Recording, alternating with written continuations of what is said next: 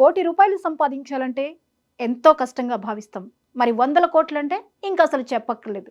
వేల కోట్లంటే ఇంక అసలు ఊహకే అందదు. ఇది కొందరికి మాత్రమే సాధ్యం అని అనుకుంటాం. ఏదో వ్యాపారాలు చేసేవాళ్ళు వేల కోట్లు సంపాదిస్తూ లాభాలు గడిస్తూ ఉంటారు అనేది మన అందరి అభిప్రాయం. మరి ఉద్యోగుల విషయంలో అసలు కోటి అనే మాటే కలలో మాటగా మిగిలిపోతుంది. అలాంటిది ఒక కుర్రాడికి ఏకంగా నెలకి 22 కోట్ల జీతం ఆఫర్ చేశారు. ఇది చాలా ఆశ్చర్యాన్ని కలిగిస్తుంది కదా. ఒక యంగ్స్టర్కి 22 కోట్లు సంపాదించే అద్భుతమైన అవకాశం అంటే అది చిన్న విషయం కాదు. సాక్షాత్తు ఆ కంపెనీ అధినేతే మార్క్ జుకర్బర్గ్ వచ్చి ఆఫర్ చేశారు. అయితే ఆ కుర్రాడు మాత్రం ఎగిరి గంతేసి చేరిపోలే. నేను రాను పొమ్మన్నాడు. అదేంటా అని ఆశ్చర్యపోతున్నారా? అవును, ఇది నిజం.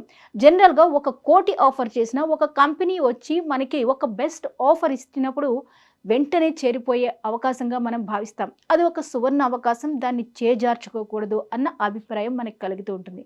కానీ ఈ కుర్రాడు మాత్రం ఎగిరి గంతేసి చేరిపోదామనే ఆలోచన రాకపోగా నేను రాను అని ఖరాఖండిగా చెప్పేశారు.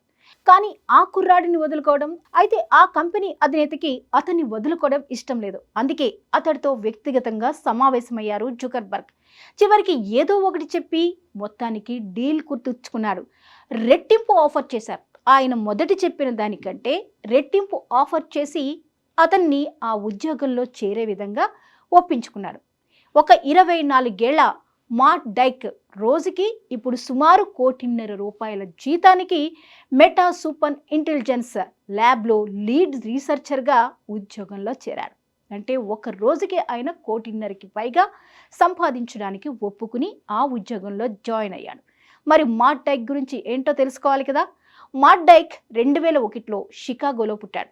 చిన్న వయసులోనే కృత్రిమ మేధ సాంకేతికత పట్ల విపరీతమైన ఆసక్తి అతనికి.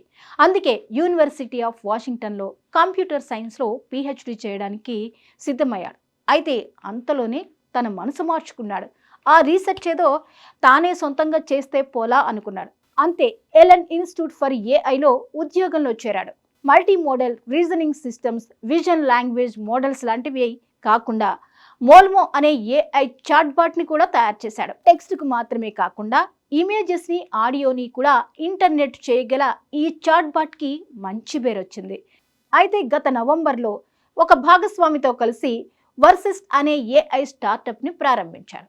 10 మందితో అతను ఈ సిబ్బందితో మొదలుపెట్టాడు. స్టార్టప్ని స్టార్ట్ చేయడానికి 10 మంది సిబ్బందితో తన ప్రయాణాన్ని మొదలుపెట్టాడు.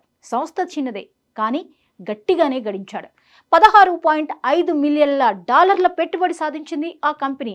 అలా చాలా తక్కువ సమయంలో మాట్ డైక్ పేరు కృత్రిమ మేధ పరిశోధన రంగంలో గట్టిగానే వినిపించింది. చాలా తక్కువ కాలంలోనే మాక్ ఫేమస్ అయిపోయాడు. దిగ్గజ టెక్ సంస్థల మధ్య AI రంగంలో తీవ్రమైన పోటీ నెలకొన్న నేపథ్యం ఇది. ఇప్పుడు ఎంతో పోటీ ఉంది AI రంగానికి. ఈ తరుణంలో మాట్ డైక్ పేరు జుకర్బర్గ్ దాకా వెళ్ళింది. అంటే ఇతని ఎంత మేధావి అయి ఉండాలి. అతి తక్కువ కాలంలోనే ఒక స్టార్టప్ని అతి తక్కువ మంది సిబ్బందితో స్టార్ట్ చేసి ఒక సక్సెస్ఫుల్గా ముందుకు వెళ్ళాడు అంటేనే అతను ఎంత టాలెంటెడో మనకి అర్థమవుతుంది. అయితే జుకర్బర్గ్ 4 ఏళ్లకి గాను $125 మిలియన్ ఆఫర్ డైక్ ఇచ్చారు. అది నెలకు దాదాపు 22 కోట్ల రూపాయలతో సమానం. ఆయన ఆఫర్ చేసింది క్యాలిక్యులేట్ చేస్తే. మాట్ డైక్ ఆ ఆఫర్నే అంగీకరించలేదు. అప్పుడు ఇక జుకర్బర్గ్ స్వయంగానే ఆయనే రంగంలోకి దిగారు. డైక్తో మాట్లాడడానికి సిద్ధమయ్యారు. డైక్తో సమావేశమై అనేక అంశాలు చర్చించి అలాగే ఆర్టిఫిషియల్ ఇంటెలిజెన్స్ భవిష్యత్తు గురించి కూడా డిస్కస్ చేశాడు. అంతేకాకుండా డైక్తో పారితోషికం గురించి కూడా ఆ సమావేశంలోనే చర్చించాడు. ఆ రంగంలో డైక్ సామర్థ్యం చాలా గొప్పగా అనిపించింది జుకర్బర్గ్కి. అందుకే ఆయనకి డైక్ తన కంపెనీకి అవసరము అనే ఒక నిర్ణయం తీసుకుని తను మొదట ఇచ్చిన ఆఫర్ని రిజెక్ట్ చేసినా అతన్ని ఒప్పించే ప్రయత్నం చేసి ఒప్పించాడు. అందుకే ఆఫర్ని రెట్టింపు చేశాడు. 4 సంవత్సరాలకు $250 మిలియన్ ఇస్తానన్నారు. అయితే దానికి అంగీకరించాడు డైక్. ఇటీవలే మెటాలో ఉద్యోగంలో చేరాడు. ఆసక్తి ఉన్న రంగంలో లోతుగా కృషి చేశాడు. అందుకే మాట్ డైక్కి అతి తక్కువ కాలంలోనే అతి చిన్న వయసులోనే అత్యున్నత శిఖరాలకి వెళ్ళాడు.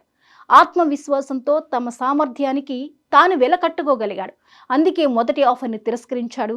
ఆ తర్వాతి ఆఫర్ని ఒప్పుకున్నాడు. తెలివితేటలకి, పట్టుదలకి, కృషి ఇవన్నీ తోడైతే విజయం మనల్ని వెతుక్కుంటూ వస్తుంది అనడానికి ఇతనే నిదర్శనం.